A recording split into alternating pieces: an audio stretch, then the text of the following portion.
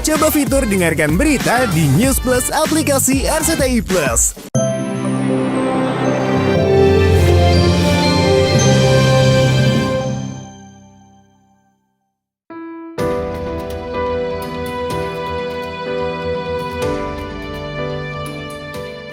Seperti inilah momen haru ketika artis Cha-Cha Frederica akhirnya bisa menemui ibundanya, Hera Sudiar, usai menjalani operasi di bagian kakinya di ruang HCU sebuah rumah sakit di Jakarta. Kekhawatiran Cha-Cha ehwal kondisi ibundanya yang sempat jatuh dari kendaraan roda 2 akhirnya terobati setelah ibundanya sudah mulai membaik dan dipindah ke ruang rawat inap biasa.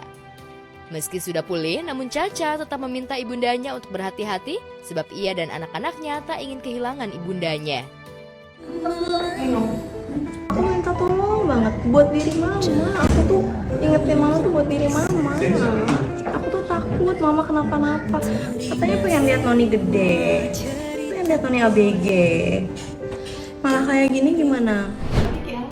Terus pas aku ke rumah dinas, Nona kecelakaan, dia langsung kayak, dia peluk aku terus kayak, Nona meninggal. Aku mikir, oh berarti bener tadi omongan mama, karena aku kayak, masa sih Kasih bisa ngomong gitu? Aku tuh nggak percaya. Bener anaknya ngomong gitu ke aku. Hal yang lebih dalam dan lebih deep yang pengen aku sampaikan adalah, aku tuh takut mama kenapa-napa. Jadi aku berusaha menata hatiku dengan caranya ngomong sama mama untuk mama tahu bahwa aku tuh sayang sama mama dan komunikasinya supaya nyampe bahwa aku tuh takut mama kenapa-napa. Sebelumnya jagat maya heboh dengan kabar seputar kecelakaan motor yang dialami ibunda Cha-Cha di Kendal, Jawa Tengah. Bahkan kabar itu sempat membuat Cha-Cha mengurungkan niatnya untuk terbang ke Jakarta dan kembali ke kediamannya untuk mengetahui kondisi ibundanya. Kepada tim Gospot, istri dari Bupati Kendal, Diko Ganinduta ini menjelaskan jika ibundanya bukan mengalami kecelakaan saat kendaraan tengah melaju. Tapi kecelakaan terjadi tak jauh dari rumah dinasnya saat Sabtu sore lalu ibundanya pergi ke masjid untuk mengantarkan donasinya. Hera Sudiar pergi ke masjid naik kendaraan roda 2 dibonceng asisten rumah tangganya. Namun ketika hendak turun dari motor, karena kondisi jalannya licin, kakinya terpeleset hingga mengalami keseleo dan patah tulang di bagian paha sekitar 13 cm. Ibunda Cha-Cha tersebut sempat dibawa ke RSUD Kendal untuk menjalani perawatan, namun karena harus menjalani operasi, Cha-Cha langsung membawa ibundanya ke rumah sakit di Jakarta. Aku udah ngebayangin udah enggak subhanallah. Ternyata motornya tuh udah berhenti. Motornya udah berhenti. Mama mau turun dari motor, kan ada injekan motornya itu loh. Injekan motornya itu licin. Kaki yang kanannya merosot ke bawah, jadi lurus gini. Kaki kirinya 90 derajat, nah itu yang patah. Beruntung kini ibunda Cha-Cha sudah pulih setelah menjalani operasi di bagian tulang paha dan kaki dengan 13 pen penyangga. Kata Prof Niko tuh sebenarnya kalau patahnya di bagian atas, Prof hanya akan pasang pen sebelah sini. Tapi karena ini patahannya hampir ke dengkul, maka di dengkulnya itu juga harus dipasang pen lagi untuk penguat gitu. Enggak sih, mama nyaman-nyaman aja tuh, alhamdulillah. Doain aja ya.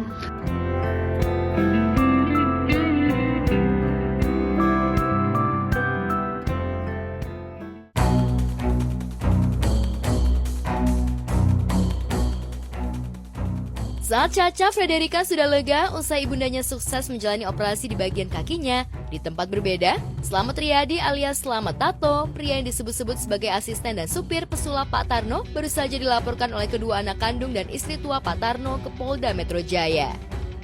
Slamet dituding telah mengeksploitasi pemilik nama Sutarno yang tengah stroke dengan cara menerima pekerjaan hingga keluar kota. Kami tim kuasa hukum Bu Syariah bersama Pak Budi juga dengan Bu Syariah resmi melaporkan inisial S ke Polda Metro Jaya. Alhamdulillah laporan kita juga sudah diterima. Dari awal saya sudah memperingatkan secara terbuka berkali-kali. Sampai di hari ini tidak ada klarifikasi, tidak ada permintaan maaf dan sebagainya. Tahu jika dirinya telah dilaporkan kepada tim Gospot, Slamet pun mengaku kecewa atas laporan tersebut.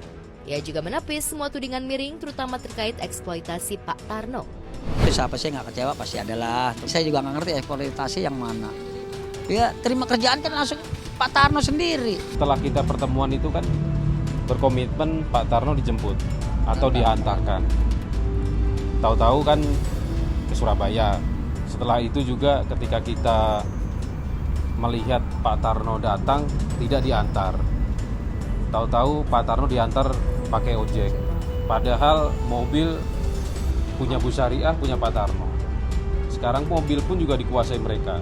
Kemarin juga telepon balik, marah-marahin dia juga. Ini sama juga, matiin pendaringan gua, matiin rezeki gua, kata Pak Tarno begitu. Lantas akankah Slamet siap membalikan tudingan pihak anak dan istri tua Pak Tarno? Kata anak-anaknya, bapak saya nggak mungkin bisa terima telepon, bapak saya nggak mungkin bisa jalan. Loh, yang ada yang nganterin, Surabaya teleponnya ke Pak Tarno. Ya Ibu Dewi yang angkat. Tinggal tunggu waktu, panggilan satu persatu akan kita bergulir. Untuk apa memperkeruh masalah? Saya serahkan aja yang Maha Kuasa.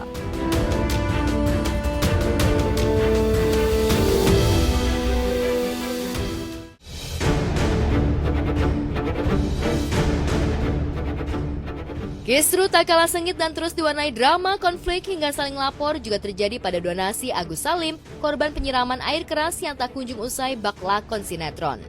Setelah pihak Agus melaporkan pihak Pratiwi Novianti, Denny Sumargo juga belakangan mengaku lelah dengan sengkarut uang donasi Agus Salim yang tak berujung hingga ia mengaku akan segera mundur demi mengakhiri pelik donasi. Udah selesai yang kemarin cukup. Aduh lu lihat sendiri kan capek banget ya ngurusnya. Gua sampai harus ke NTT, sampai ke NTT juga masih ada pro kontra. Intinya gua mau perpanjang. Keputusan suami Olivia Alan itu mundur tak lama setelah Ketua Yayasan Rumah Peduli Kemanusiaan Gary Julian membongkar chat karena mengaku kesulitan mencairkan dana donasi Agus yang saat itu akan disalurkan ke korban bencana di Nusa Tenggara Timur. Dan uang yang masuk 100 juta itu murni dari uang CSR-nya Bang Densu gitu. Itu masuk ke rekening yayasan memang. Makanya kenapa sekarang jadi begini kita nggak tahu. Saya nggak mau tahu ikut campur ya masalah internal mereka ya. Ya udahlah, urusan mereka aja ya. Nggak usah bawa gue ya. Sementara di tengah keletihan Densu dan Novi atas sengkarut donasi, bersama pengacara Farhad Abbas, Agus Salim akan segera menjalani perawatan di sebuah rumah sakit di Singapura. Kabar itu diutarakan Farhad Abbas belum lama ini. Lantas benarkah meski uang donasi Agus dialihkan, Farhad mengklaim masih banyak donatur yang akan membiayai pengobatan Agus? Kita tetap berusaha berdoa sama Allah aja, udah itu aja sih Mbak.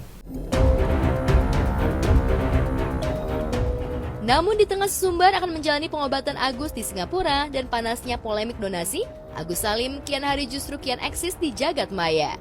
Bang Agus bisa lihat, bisa dong. Doa-doa netizen yang bisa doain.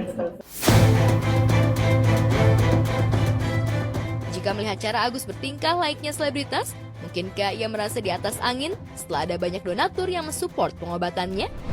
Gimana cara meletakkannya Bang Agus? Gampang. Aku ngeliatnya di depan nih, arah mata Bang Agus. Ya udah letakkan di sini. Nah, kayak gitu. Paham? You understand? Bahasa Inggrisnya mungkin ada yang orang bahasa Inggris di sini. You understand? Ya. Kalau nggak tahu arti you understand, buka di Google aja ya. Bodo amat sih, ya udah apa aja yang pada diri saya udah semua salah sih, nggak ada yang benernya. Terserah mereka, saya udah bodo amat sih, udah itu aja.